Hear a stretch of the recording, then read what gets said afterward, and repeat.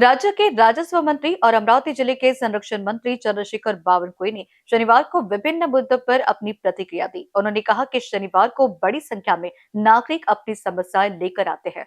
महागठबंधन के मंत्री और भाजपा के संपर्क मंत्री उस जिले में जाकर लोगों की उम्मीदों पर खरा उतरने की कोशिश करते हैं। सांसद संजय देशमुख पर दबाव के सवाल पर बावनकुळे ने कहा कि हम हिंसा की राजनीति नहीं करते, यह बीजेपी का तरीका नहीं है। उन्होंने ये भी कहा कि हमारी सरकार ने विकसित महाराष्ट्र का संकल्प लिया है और हम इसी दिशा में महाराष्ट्र को आगे बढ़ाने जा रहे हैं। हे असा उन्मत्त काम करणार नाही। आम्ही कधी फोडाफोडीचं राजकारण कधीच केलं नाही।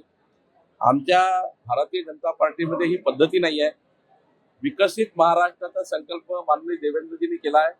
तो काही आम्ही अशा पद्धतीने महाराष्ट्र पुढे नेणार नाही आहोत। विकासाच्या मुद्द्यावर आम्ही महाराष्ट्र पुढे नेतोय।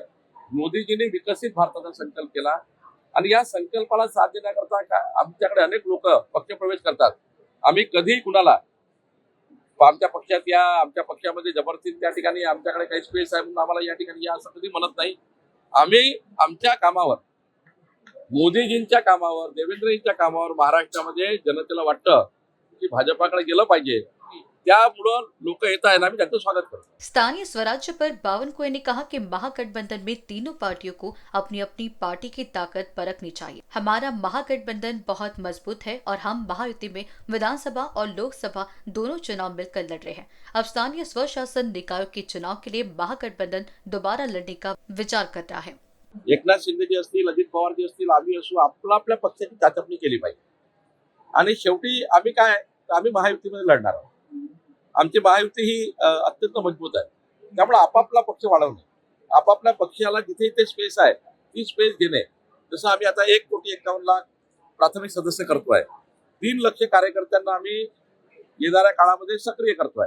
संघटनेमध्ये सक्रिय करणे आणि सरकारमधल्या योजना समाजापर्यंत पोहोचवण्याकरता सक्रिय कार्यकर्ते करणे, 3 लाख कार्यकर्त्यांना आम्ही सक्रिय मेंबरशिप करतोय या 2 महिन्यामध्ये। तर हे कशा करता आहे, शेवटी आमचा सर्वांचा, एकनाथजी असतील, अजितदादा असू, आम्ही असू, महाराष्ट्र सरकारचा सर्व योजना समाजापर्यंत जाण्याकरता आम्ही काम। लाड़की बहन योजना पर उन्होंने स्पष्ट किया कि राज्य में कोई भी योजना बंद नहीं होगी, चाहे वह शिव भोजन योजना हो या लाड़की बहन योजना। हालांकि जो लाभार्थी इन योजनाओं में फिट नहीं बैठते उन्हें कम किया जाएगा।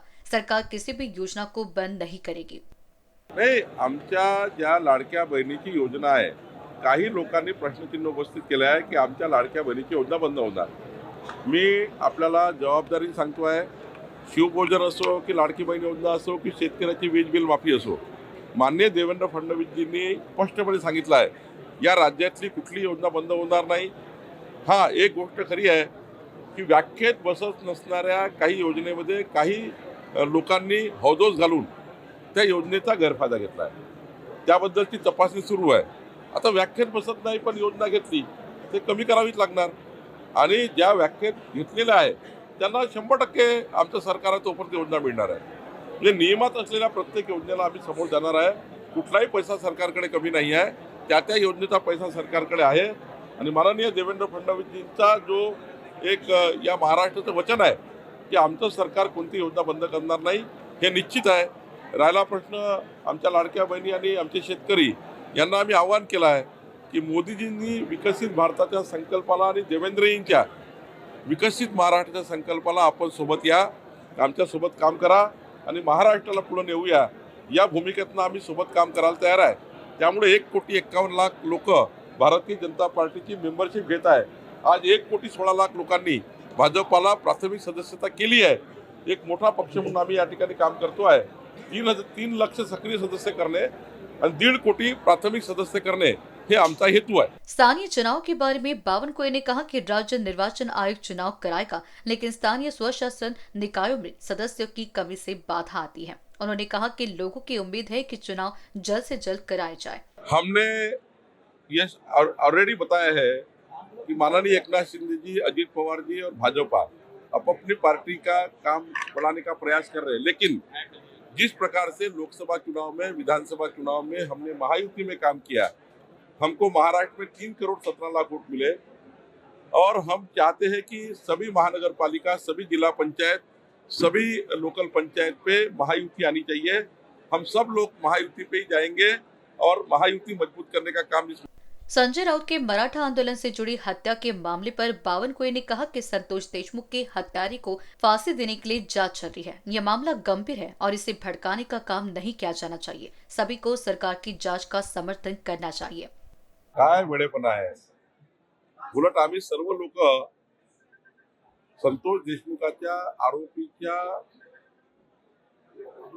आरोपीला अंतिम शिक्षा व्हावी, फाशीपर्यंत जावं याकरता देवेंद्र फडणवीस सरकारने ज्या पद्धतीने चौकशा सुरू केलेल्या आहे, ज्या पद्धतीच्या चौकशा सुरू आहे आणि ज्या पद्धतीचं त्या ठिकाणी काम चालू आहे, मला वाटतं की हे भरकवण्याचं काम कोणी करू नये. सर्वांचं एकच उद्दिष्ट असलं पाहिजे की संतोष देशमुखाचा जी हत्या आहे त्या महाराष्ट्राकरता अत्यंत ती गंभीर घटना आहे. त्या घटनेकडे सर्वांनी बिना राजकारण बघितलं पाहिजे. या घटनेचं राजकारण होऊ नये आणि माझी नेहमीच सूचना सर्वांना आहे की या घटनेमध्ये सर्वांनी सरकारच्या चौकशीला साथ दिली पाहिजे. सरकार जी चौकशी करताय त्या चौकशीला इतकं मजबूत केलं पाहिजे कुठलाही आरोपी त्या ठिकाणी कोर्टात सुटणार नाही याची काळजी घ्या. भास्कर जाधव के बारे में उन्होंने कहा कि भास्कर जाधव के राजनीतिक जीवन पर सवाल उठाना ठीक नहीं है। उन्होंने उनसे संपर्क नहीं किया। भास्कर जाधव साहेबांच्या राजकीय आयुष्याबद्दल कुठलाही प्रश्नचिन्ह लावू नका. त्यांनी आमच्याशी कुठलाही संपर्क केला नाही, ते आमच्याशी कधी बोलले नाही, त्यांनी कधी भाजपाला असा येण्याचा प्रश्न येत नाही, त्यांनी कधी चर्चाच केली नाही. कशाला प्रश्नचिन्ह लावताय भास्कर जाधवच्या आयुष्यावर? एनबीसी न्यूज के लिए रेशमा राठौड़ की report. Shyamlila tourism and resort सातपुड्याच्या पर्वत रांगेत कोलार प्रकल्पाच्या पायथ्याशी निसर्गाच्या कुशीत वसलेलं Shyamlila agro tourism and resort मध्ये करा एक उत्तम वन डे पिकनिक। आमची विशेषता पारंपरिक शेतकी संस्कृतीची अनुभूती, प्रशस्त फळबाग व शिवार फेरी, मुलांसाठी प्ले एरिया, विविध खेळ, swimming pool, rain dance, selfie point, चुलीवरील व्हेज नॉन व्हेज जेवण, राहण्याची उत्तम व्यवस्था। वन डे पॅकेज फक्त 699 पासून। लग्न, रिसेप्शन, वाढदिवसासाठी देखील स्वतंत्र व्यवस्था।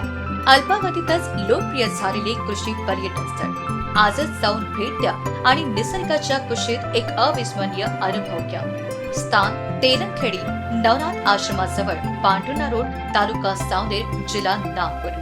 बुकिंगसाठी संपर्क 9021433560।